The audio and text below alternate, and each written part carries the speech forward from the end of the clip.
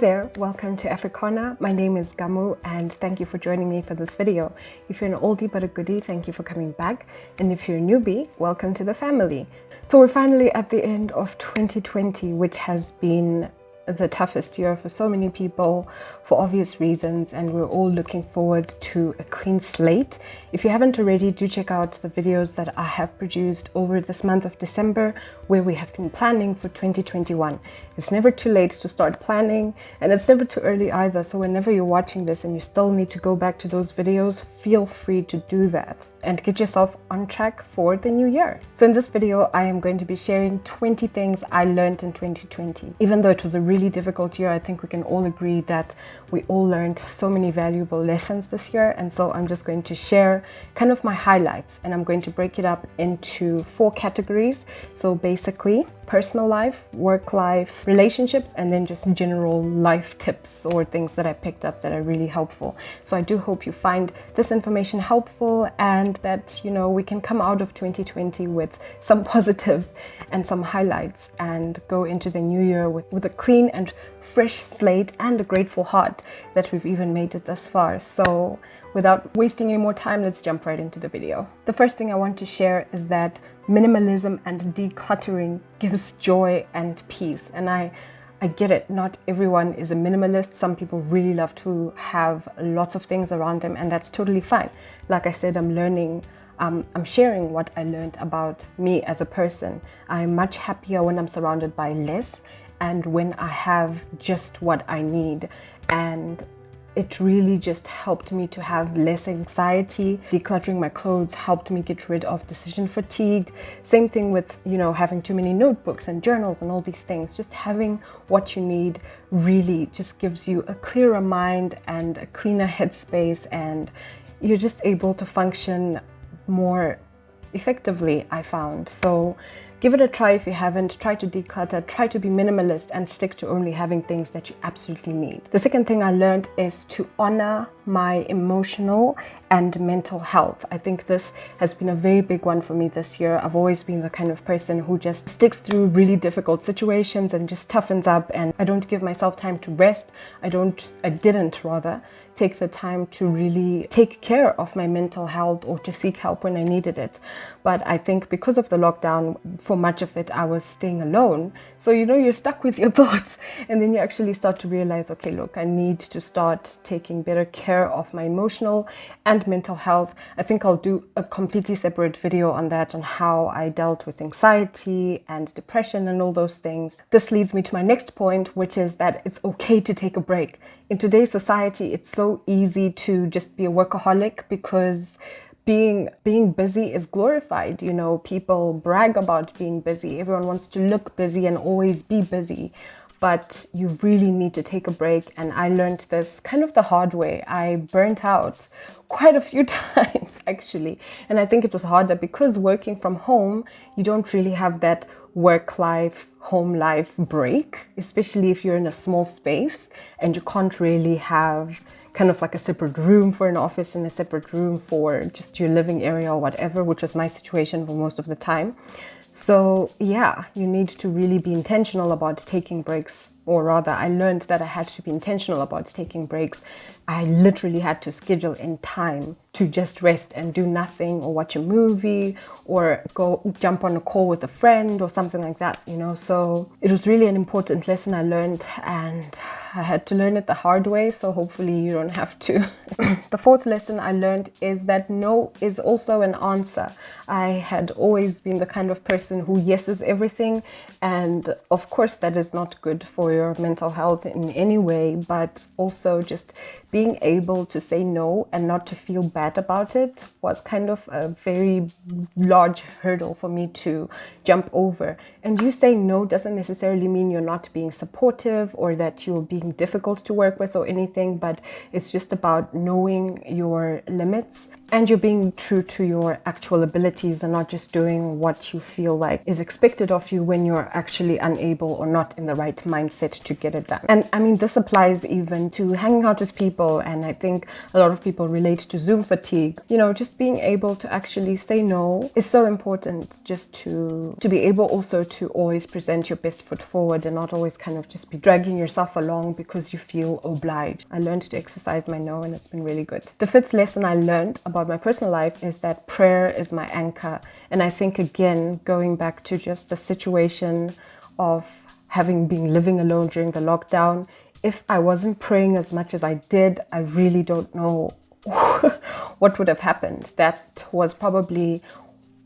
is what kept me together, and being able to be in prayer groups with other people and have really supportive friendships was also a key element to that. It's not that before the lockdown I didn't pray, but I think it just became more apparent to me how much the quality of your prayer life actually affects your quality of life. Okay, now we're going to talk about work. The next lesson I want to share with you is the importance of working smart and not necessarily hard. And I think a really good book to read regarding this is The 4-Hour Work Week. I will link it in the description. So basically, I feel like, again, the society we live in puts so much emphasis on how many hours you're working and how many days in the week you're working, and not so much the quality of the work that you're doing.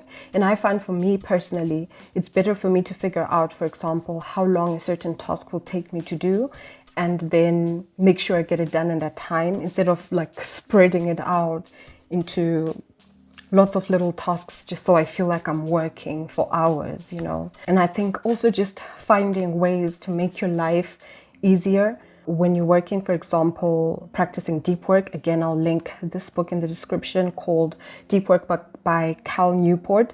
And basically it's when you really pour yourself into a task that you're working on and cut out all distractions.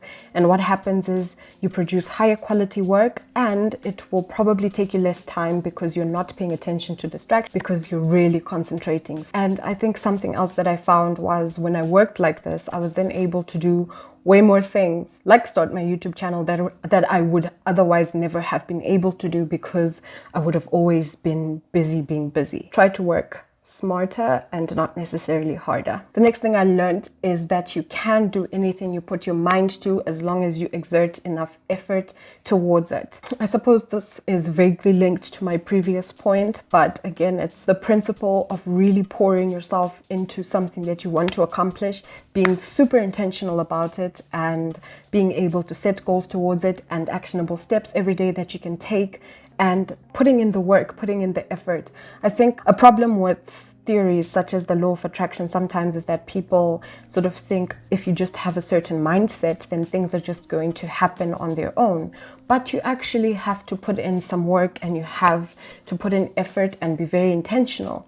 And I think that's something that I learned in so many different ways during 2020, and I'm super grateful for that. Another thing I learned is being organized saves lots of time and energy, and it protects you from anxiety.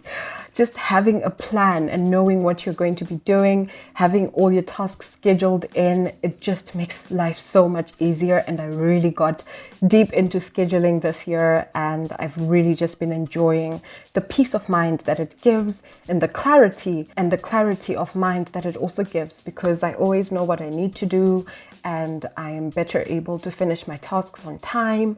And yeah, it's such a time saver, and you're less anxious. You know, I used to have insomnia, but one of the problems would be that I would be lying in bed and thinking of all the things that I need to do. But when you schedule your tasks, because everything has a time slot, it's not going to be bugging your mind and kind of having that constant reminder of you need to do this and this and this, because you know that you've set aside time to get it done.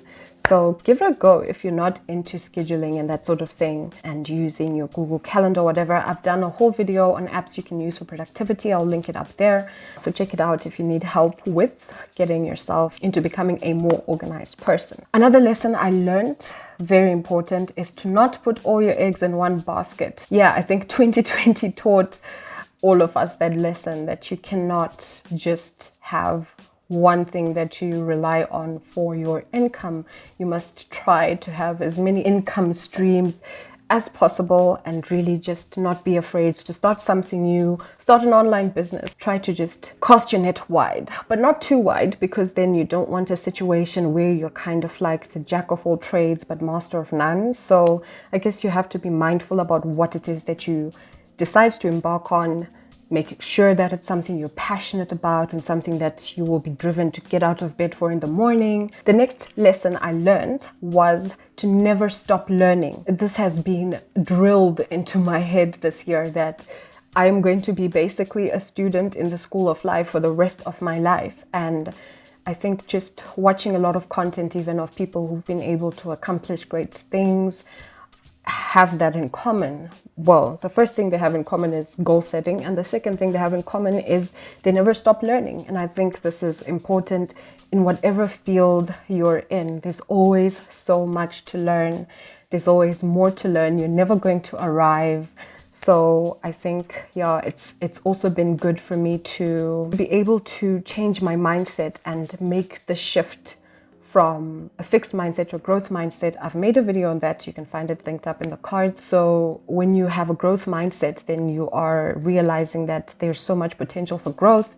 You are less sensitive to criticism and those things because you realize that you are learning and you're going to continue learning for the rest of your life. So yeah, that's been a very important thing for me to realize and to learn, and it's been really great. The next lesson I learned is the importance of family and friends for you to stay sane. And I think, again, for me, this was very much apparent because I was staying on my own, and I really started to value my family and my friends way more than I ever have in the past. And I really relied on them. They were my crutches, really, to kind of keep me going.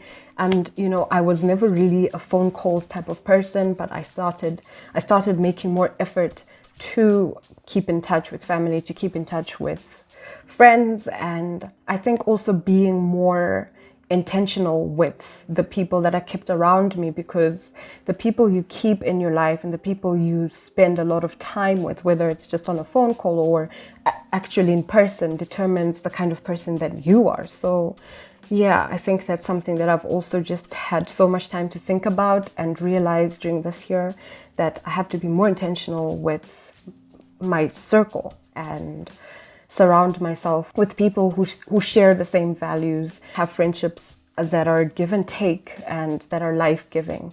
Another lesson I learned is to accept people for who they are and to not be too critical of people, because you never know what people are going through and what battles they're facing. I just learned to be less judgmental and more accepting, and to be able to show grace, which I have been shown by so many people in so many ways. So yeah, that's also been good, because for the longest time I've always just had very high expectations of others, sometimes unfairly so.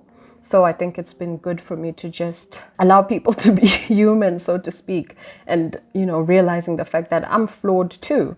So I cannot expect anyone else to be perfect. So that has also been something that I learned this year.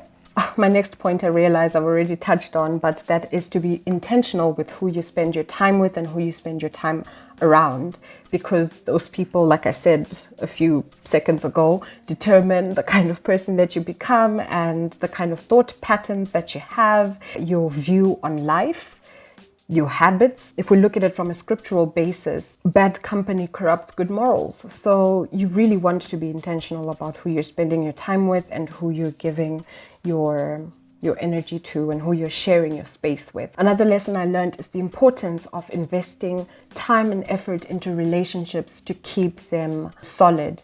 And this applies to all types of relationships, of course, with family, friends, with your partner. You have to put in the time, you have to put in the effort. Sometimes you may not even feel like it, but you have to do it if you want the relationship to remain solid. So yeah, like I said, I was always the kind of person who didn't like phone calls, but I had to change that and be more willing to invest the time and effort and energy into keeping my close relationships solid. And another lesson I learned about relationships is to be what I need others to be to me. So for example, if you're feeling lonely and unloved, then you should probably reach out to someone and show them love and be there for them. I think just the way we were created is to live in community and to be there for each other. So when you're missing something within yourself, when you become that for someone else, it's fulfilled, which is really an incredible thing. Remember, if you are enjoying this video, to like and subscribe, and let me know in the comments below what you have learned this year. I'm now going to share the last 5 lessons that I learned this year. I learned to appreciate the little things more. I have this one friend of mine who, she's literally the funniest person to be around. You could be walking down the street and she will just celebrate small things, a little flower on the roadside or a bird or clouds. And it's such a precious thing to be able to do that, because there's so much around us that we can be grateful for. God has blessed all of us in so many ways. The fact that we get to wake up in the morning, that's a reason to be grateful. The fact that you can take in a breath in the morning or throughout the day, throughout your life, is a reason to be grateful. The fact that you can look outside and see stuff and colors and plants and skies, whatever it is, there's always something to be grateful for. I think I've just been more intentional about realizing just how much I have to be grateful for. So that's been really refreshing. Something else I've learned is to learn to live in the moment. I think there's so much emphasis on pressure-oriented stuff. I'm here always talking about goal setting for the future,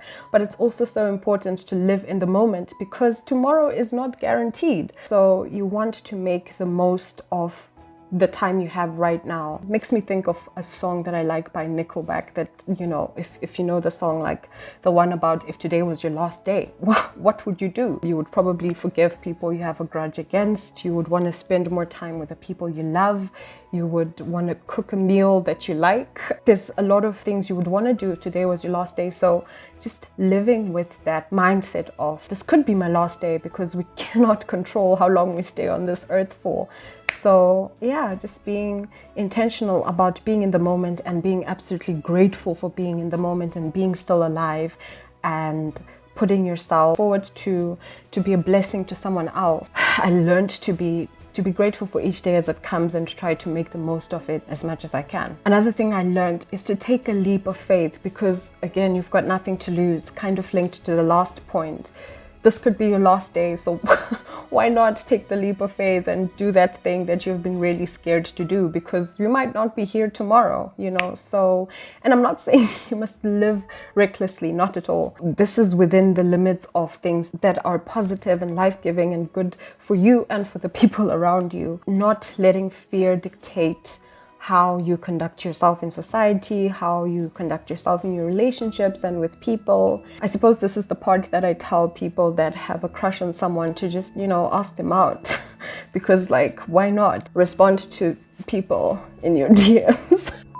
Another thing I learned is to not take for granted simple pleasures in life. So being able to have a meal every single day, being able to have a warm bed at night, being able to do little things that you like, maybe watching a movie or taking a walk, not taking those things for granted, because there are always other people around who are wishing they had those things or are unable to do them.